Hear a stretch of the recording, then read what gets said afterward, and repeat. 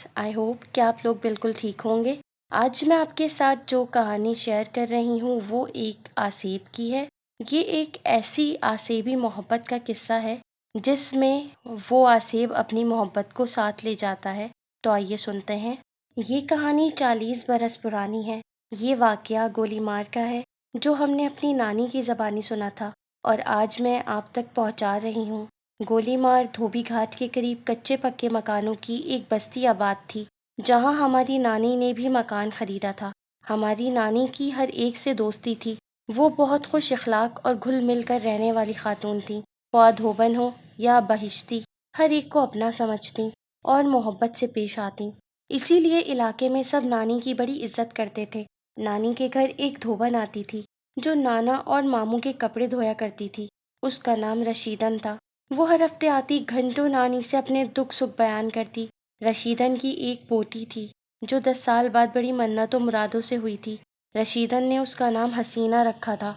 वो अपने नाम की तरह वाकई हसीन थी। उसकी बिलोरी आंखें, किताबी नक्शो निगार हर एक को अपनी तरफ मुतवज्जा करते थे। हमारी नानी सोमो सलात की पाबंद थी और कुरानी अमल के ज़रिए रूहानी मसाइल भी हल कर दिया करती थीं।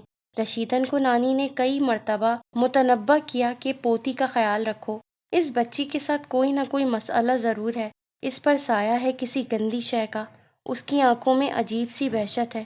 मगर नानी की बात पर रशीदन हमेशा हंस कर कहती, बीबी ये ज़िद्दी हो गई है, आखिर मेरी और बाप की लाडली है, हर वक्त अपनी मनमानी करती है।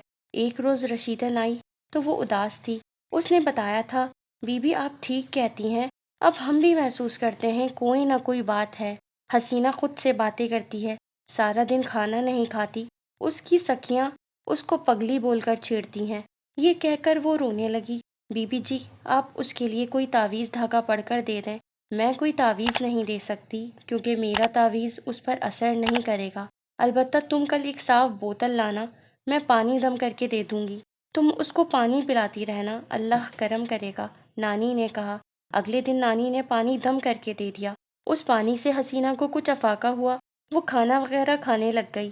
नानी ने रशीदन से कहा, देखो उसे ज़्यादा तंग मत करना, उसको उसके हाल पर छोड़ दो। मगर हसीना का बाप मुख्तलिफ आमिलों के पास जाता रहा, जिसकी वजह से हसीना ज़िद्दी और खूंख्वार हो गई। पहले वो घर की किसी फर्द को नुकसान नहीं पहुंचाती थी, अब मरने मारने पर आ गई थी।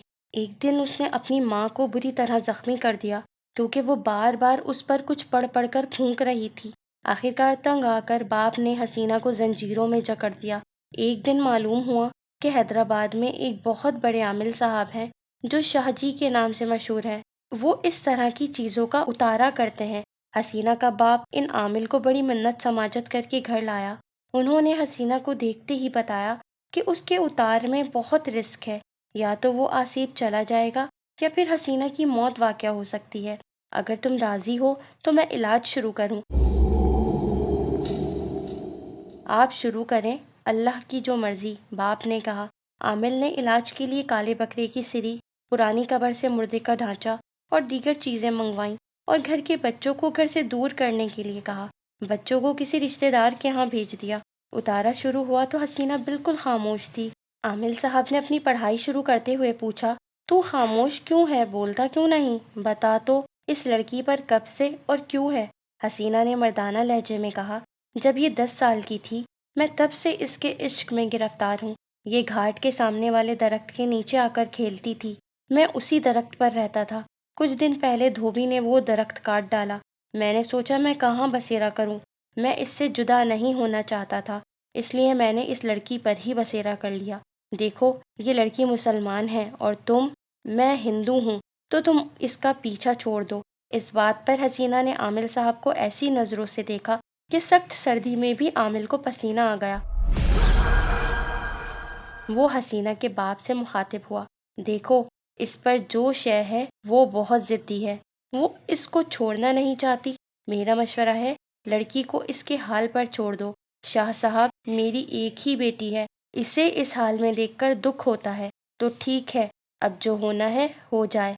अगले रोज़ जुमेरात थी। आमिल साहब नमाज के बाद पढ़ाई करने बैठ गए। हसीना को जंजीर से आज़ाद कर दिया गया था। उस वक्त हसीना की सिसकियाँ और आहें वहाँ मौजूद घर वालों को उदास कर रही थीं। उसकी सिसकियों में अजीब दर्द था।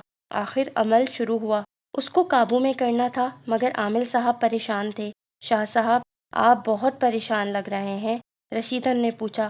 ہاں بیوی، میں زبان کا پابند ہوں اس لیے یہ کام کر رہا ہوں، مگر مجھے خطرہ نظر آ رہا ہے، اپنے لیے بھی بچی کے لیے بھی۔ ابھی عامل صاحب کو پڑھائی شروع کیے چند لمحے ہوئے تھے کہ حسینہ بے قابو ہو گئی۔ اس کے حلق سے اس طرح کی آوازیں نکلنا شروع ہوئیں کہ سب ہی لرز کر رہ گئے۔ حسینہ نے عامل صاحب کو اپنے بڑے بڑے ناخنوں سے بری طرح زخمی کر دیا۔ وہ بے ہوش ہو گئے۔ رشیدن اور ماں باپ کے اوسان بھی خطا ہو گئے۔ وہ سب باہر کی طرف بھاگے۔ حسینہ چیختی ہوئی دھوبی گھاٹ کی طرف بھاگی۔ باپ اور دادی نے پکڑنے کی کوشش کی مگر وہ گھاٹ کی طرف دوڑتی ہوئی ایک دھوبی کی جلتی ہوئی بھٹی میں کود گئی۔ ماں، دادی اور باپ نے یہ منظر دیکھا تو دہل کر رہ گئے اور حسینہ چند منٹوں میں جل کر کوئلہ ہو گئی۔ جب بھٹی سے اسے نکالا گیا تو اس کی سانسیں ابھی چل رہی تھیں۔ اس نے اکھڑتی سانسوں کے درمیان دادی سے کہا، میں نے منع کیا تھا، اس طرح مت کرو۔ میں حسینہ کو بہت چاہتا ہوں، میں اس کو نقصان نہیں پہنچاتا، ہمیشہ خوش رکھتا، مگر آپ کی ضد۔ اور اس کی گردن ایک طرف جھلک گئی۔ اس دوران تمام علاقے والے جمع ہو چکے تھے۔ نانی کو پتہ چلا تو وہ بھی آ گئی تھیں۔ رشیدن اور اس کے ماں باپ کا برا حال تھا۔ جوان بچی کی موت پر انہیں قرار نہیں آ رہا تھا۔ نانی نے غسل کی جگہ اس کی سوختہ لاش کو تیمم کرایا کیونکہ اسے غسل نہیں دے سکتے تھے۔ کفن بھی نانی نے پہنایا۔ کوئی قریب نہیں آ رہا تھا، صرف رشیدن اور نانی نے یہ کام انجام دیا۔ نانی نے حسینہ کے باپ سے کہا، دیکھو تم اس کو اسی جگہ دفن کرنا جہاں اس کے ارد گرد کوئی قبر نہ ہو۔ پھر اس کا جنازہ اٹھا۔ ساری رات اس علاقے میں ایک خوف طاری رہا تھا۔ بعد میں اس بھٹی سے حسینہ کے سسکنے کی آواز آئی تھی جس میں کود کر اس نے جان دی تھی۔ اس علاقے میں دھوبی نے وہ بھٹی بند کر کے دوسری جگہ بنا لی۔ مغرب کے بعد گھاٹ پر ویرانی چھا جاتی تھی۔ لوگوں نے گھاٹ کو چھوڑ کر اپنے گھروں کے سامنے گھاٹ بنا لیا۔ کچھ دن بعد حسینہ کا باپ بیٹی کی محبت میں روتا ہوا قبر پر گیا تو وہ یہ دیکھ کر حیران رہ گیا، وہاں قبر کا نشان تک نہ تھا۔ رشیدن نے روتے ہوئے نانی سے پوچھا کہ آخر یہ کیا ماجرا ہے؟ نانی نے حساب کتاب کر کے بتایا، وہ اسے لے گیا ہے۔ اب تم لوگ اس کے لیے کوئی پڑھائی وغیرہ مت کرنا کیونکہ وہ ہندو ذات سے تھا۔ قبر پر جا کر کچھ نہ پڑھو۔ وقت گزرتا گیا۔ چند سالوں بعد دھوبی گھاٹ ختم ہو گیا۔ دھوبی بھی ادھر سے چلے گئے۔ نانی اور نانا کے انتقال کے بعد ماموں نے بھی وہ گھر بھیج دیا۔ یہ واقعہ سنانے کے بعد نانی نے ہم سب بچوں کو تاکید کی کہ سب نماز کی پابندی کرو، قرآن دل لگا کر پڑھو، پاک صاف رہو۔ جب گھر سے نکلو، خاص طور پر مغرب کے وقت یا دن کے 12 بجے، رات کے 12 بجے، اپنے اوپر چاروں کل آیت الکرسی کا حصار کھینچ کر نکلو۔ خداوند کریم ہماری سب بچیوں اور بچوں کو ان بلاؤں کے شر سے محفوظ رکھے، آمین۔ سو فرینڈس، یہ تھی آج کی بہت پیاری سی ہارر اسٹوری۔